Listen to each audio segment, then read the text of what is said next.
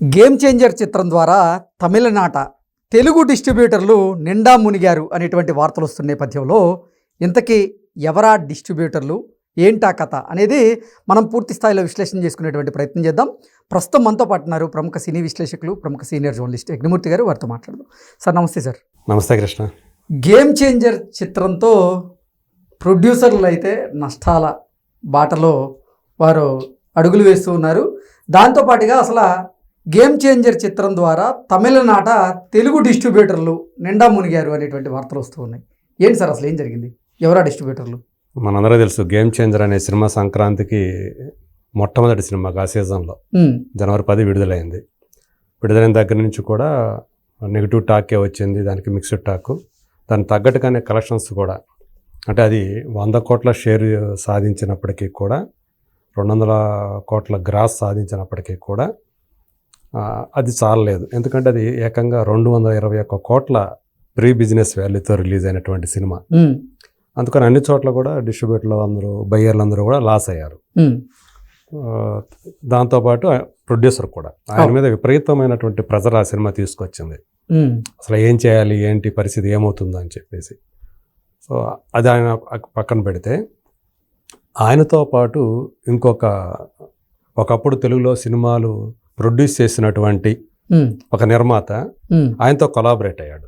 Okay. Game changer తోటి తమిళనాడు ఆయన release చేశాడు. ఆయన ఆదిత్యరావు. ఓకే. సో ఇక్కడ సందడే అనే సినిమాతోటి ఆయన ప్రొడ్యూసర్గా చాలామందికి తెలిసాడు. ఖుషీ ఖుషీగా అనే సినిమా కానివ్వండి, ఈ సందడే ఖుషీగా ఈ రెండు కూడా ఇద్దరు హీరోల సినిమాలాగా వచ్చాయి. జగపతి బాబు, వేణు, వీళ్ళు హీరోలుగా చేసినటువంటి సినిమా ఖుషీగా కూడా. సో ఆ తర్వాత స్వాగతం అని ఒక సినిమా వచ్చింది. జగపతి బాబు, అనుష్క యాక్ట్ చేసి, భూమిక కూడా ఉంది. సో దశరథ్ డైరెక్టర్ దానికి. ఆ సినిమా చివరిగా అతను ప్రొడ్యూస్ చేసిన సినిమా ఏదో కాదు, పూరి జగన్నాథ్ డైరెక్టర్గా ప్రభాస్ హీరోగా నటించినటువంటి ఏక్ నిరంజన్ సినిమా. సో ఆ సినిమా లాస్ట్ ఆయన తెలుగులో ప్రొడ్యూస్ చేశారు. అది ఒక రకంగా ఆడింది. అయితే ఆ తర్వాత ఆయన అనూహ్యంగా ఎందుకనో సినిమా రంగం నుంచి దూరం అయిపోయారు. ఓకే. దూరం అయిపోయి, అంటే ఆదిత్యరావు మూవీస్ అనే బ్యానర్ తోటి ఇవన్నీ కూడా ఒక మంచి ప్రొఫైలే సంపాదించుకున్నాడు ఆయన. తర్వాత చెన్నై వెళ్ళిపోయి, చెన్నైలో ఆదిత్యరావు బిల్డర్స్ అనే పేరుతోటి ఒక పెద్ద సామ్రాజ్యాన్ని నిర్మించేశారు. ఎంత కలిసి వచ్చిందంటే ఆయనకి, ఇక్కడ ఆయన పెద్దగా సినిమాలు తీశాడు, ఒక ప్రొఫైల్ అయితే ఉంది, కానీ ఎక్కువ డబ్బులు సంపాదించాల. అదే రియల్ ఎస్టేట్లో పెడితే బాగా సంపాదించవచ్చు అనే ఉద్దేశంతో వెళ్ళాడు. నిజంగానే కొన్ని 100 కోట్ల సామ్రాజ్యాన్ని ఆయన నిర్మించేసుకున్నాడు ఆదిత్యరావు బిల్డర్స్ ద్వారా. సో అట్లా ఆయన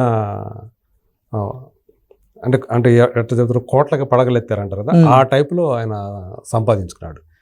ఏక్ నిరంజన్ తర్వాత ప్రొడ్యూసర్గా మళ్ళీ ఇన్ని సంవత్సరాల తర్వాత ఆయన ఇప్పుడు గేమ్ చేంజర్ తోటి కొలాబరేట్ అయ్యి ఆ సినిమాని తమిళనాట రిలీజ్ చేశాడు డిస్ట్రిబ్యూటర్గా.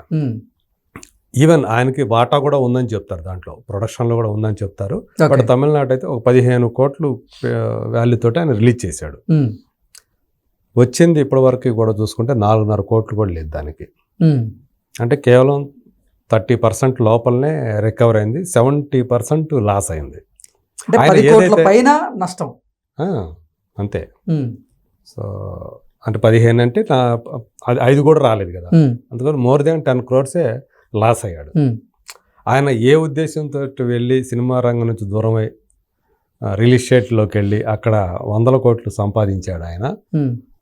కొంతమంది చెప్తూ ఉంటారు, అసలు ఆయన కట్టినటువంటి ఇల్లు కానీ, ఆయన వెంచర్స్ కానీ, ఆయన వేసే వెంచర్స్ కానీ, ఆయన ఇల్లు కానీ మామూలుగా ఉండదు అసలు. ఆయన ఇల్లు అయితే అసలు ఎవరైనా వెళ్తే చూస్తే అంత గొప్పగా చెప్పుకుంటూ ఉంటారు. సో అట్లాంటిది ఆయన ఈ సినిమాకి గేమ్ చేంజర్ తోటి మళ్ళీ చాలా కాలం తర్వాత మళ్ళీ సినిమా రంగంలోకి అడుగు పెట్టారు. చాలా వరకు లాస్ అయ్యారు. సో ఇప్పుడు అది ఆయన చెప్పాలంటే ఒక రకంగా వార్తల్లో వ్యక్తిగా నిలిచినట్లే. సో ఇలాంటి సినిమాలు తీసి ఒకప్పుడు ఒక మీడియం బడ్జెట్ సినిమాలు తీసి తర్వాత ఏక్ నిరంజన్ అంటే ఆ టైంకి అది పెద్ద బడ్జెటే. అందులో Kangana Ranaut heroine. First time ఆమె తెలుగులో చేసినటువంటి సినిమా అది అవును. హీరోయిన్గా. ప్రభాస్ లాంటి హీరోయిన్ పెట్టి సినిమా చేసి పూరి జగన్నాథ్ తోటి ఆయనతోటి సినిమా తీసినటువంటి ప్రొడ్యూసరు అక్కడికి వెళ్ళిపోవటం అనేది అప్పుడు కూడా అందరూ అనుకున్నారు, ఎందుకు వెళ్ళిపోయాడు సినిమాలు వదిలేసి, ఏక్ నిరంజన్ పర్వాలేదు కదా, లాస్ వెంచర్ ఏం కాదు కదా, ఎందుకు రియల్ ఎస్టేట్కి వెళ్ళిపోయారని అంతా చెప్పుకున్నారు.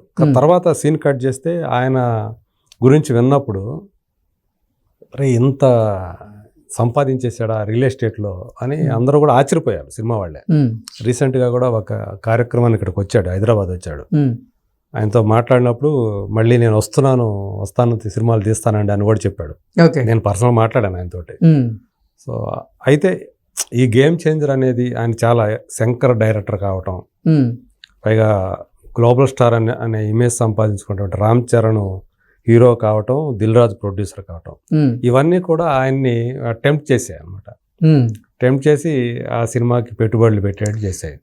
Producer, star director, star hero. అవును. ఇంత ఉన్నప్పటికీ కూడా ఆ సినిమా లాస్ వెంచర్ కావటం అనేది కొంచెం ఆయన ఇబ్బందులో పడేసింది. సో ఏదేమైనా ఆయన మళ్ళీ ఏంటంటే ఇప్పుడు డిస్ట్రిబ్యూటర్ అనే కంటే మళ్ళీ ప్రొడ్యూస్ చేయడానికి ఒక మంచి ప్రణాళికతోటి సినిమాలు చేయాలనే ఉద్దేశంతో ఆయన ఉన్నారు. మరి ఈ గేమ్ చేంజర్ ఎఫెక్ట్ ఏమన్నా ఆయన మీద పడుతుందా ఏంటనేది చూడాలి. ఎందుకంటే దీనికి ముందు జరిగింది ఆయనతో నేను మాట్లాడటం అనేది ఈ గేమ్ చేంజర్ కంటే ముందు జరిగింది. మరి చూద్దాం ఆయన ఏమవుతుందో ఏంటో. అంటే కేవలం డిస్ట్రిబ్యూటర్గా కాకుండా ఇప్పుడు రానున్న రోజుల్లో ఆయన మళ్ళీ సినిమాలకి ప్రొడ్యూస్ చేయబోతున్నారా? ఎస్, తెలుగు సినిమాలు మళ్ళీ ప్రొడ్యూస్ చేయాలని చెప్పేసి ఆయన నిర్ణయించుకున్నట్టు చెప్పారు. ఇంకా వస్తానంటే మళ్ళీ సినిమాలు తీస్తాను, ఎందుకంటే తగినంతగా ఆయన నిధులు, ఇప్పుడు ఆయన దగ్గర నిధులు ఉన్నాయి సినిమాలు ప్రొడ్యూస్ చేయడానికి. ఒక సినిమా చేసినప్పటికీ కూడా మనకి ఇబ్బంది లేదులే అన్న పొజిషన్కి ఆయన చేరుకున్నాడు. కాబట్టి సో ఖచ్చితంగా ఆయన నుంచి మంచి అభిరుచి ఉన్నటువంటి ఒక ప్రొడ్యూసర్గా ఆయనకి మంచి గుర్తింపు ఉంది. అవును. అటువంటి ప్రొడ్యూసర్ సడన్ గా అసలు తెలుగు చిత్ర పరిశ్రమను వీడి ఆయన బిజినెస్ వైపు అడుగులు వేస్తూ అసలు ఇక్కడ తెలుగు రాష్ట్రాల్లో ఉండకుండా ఆయన అక్కడికి మద్రాసుకి వెళ్ళడం, అక్కడే సెటిల్ అవ్వడం. ఈవెన్ గేమ్ చేంజర్ ఈవెంట్ అక్కడ జరిగినప్పుడు కూడా రిలీజ్ టైంలో, రిలీజ్కు ముందు అప్పుడు కూడా ఆయన అదే చెప్పారనమాట, నేను ఏక్ నిరంజన్ తోటి సినిమా రంగాన్ని వదిలేసి అప్పుడు బాగా పొటెన్షియల్ అని చెప్పేసి ఉద్దేశంతో నేను రియల్ ఎస్టేట్ రంగాన్ని ఎంచుకున్నాను. సో అది నాకు బాగా కలిసి వచ్చింది, బాగా సంపాదించి మళ్ళీ ఎన్నాళ్ళ తర్వాత నేను మళ్ళీ ఈ గేమ్ చేంజర్ తోటి మళ్ళీ సినిమా రంగంలోకి వస్తున్నాను అని చెప్పేసి ఆయన చెప్పాడు అప్పుడు. సో ఆయన చాలా హోప్స్ పెట్టుకున్నాడు దాని మీద, కానీ అవి అసంతృప్తికి గురి చేసాయని చెప్పలే. అందరి మాదిరిగానే మిగతా అందరికి ఎట్లయితే చాలా నిరాశకు గురయ్యారో, తమిళనాడులో మాత్రం ఆయన కూడా అట్లా నిరాశకు గురయ్యారు. బట్ దాన్ని పక్కన పెట్టినా ఆయనకు బహుశా ఆయన పెద్ద లెక్కలోది కాకపోవచ్చు అది, ఎందుకంటే 10 కోట్లు అనేది ఆయన పెద్ద విషయం కాకపోవచ్చు ప్రస్తుతం ఆయన ఉన్నటువంటి పొజిషన్కి. రాబోయే రోజుల్లో మళ్ళీ ఆయన నుంచి మనం మీరు అన్నట్టు ఒక మంచి అభిరుచితోటి, ఆయన ఆషామాషిగా అయితే సినిమాలు తీయడు, ఆ రోజుల్లోనే ఒక మంచి స్టోరీని ఎంచుకోవడంలో ఆయన మంచి అభిరుచిని కనబరుస్తారు, మంచి ఎంటర్టైన్మెంట్. అదే ఆయన మెయిన్గా చూసేది కూడా ఆ సినిమాలు. ఇప్పుడు సందడి చూసినా, ఖుషి చూసినా, స్వాగతమైన, ఏక్ నిరంజన్ అయినా ఎక్కువగా ఎంటర్టైన్మెంట్ బేస్డ్ మూవీస్ అవన్నీ కూడా. సో అలా ఒక ఎంటర్టైన్మెంట్ ఇవ్వాలనే ఉద్దేశంతో ఆయన మళ్ళీ రాబోతున్నారు. మరి చూద్దాం, ఈ గేమ్ చేంజర్ ఎఫెక్ట్ ఆయన మీద పడదని నేను అనుకుంటున్నాను. సో సినిమాలు ప్రొడ్యూస్ చేయడానికి ముందు రాబోతున్నారు. మరి రాబోయే రోజుల్లో ఆయన అంటే మళ్ళీ ఆదిత్యరామ్ మూవీస్ని, ఆ బ్యానర్ని మళ్ళీ మనం చూడబోతున్నాం అని చెప్పేసి అనుకోవచ్చు. Okay sir, thank you so much.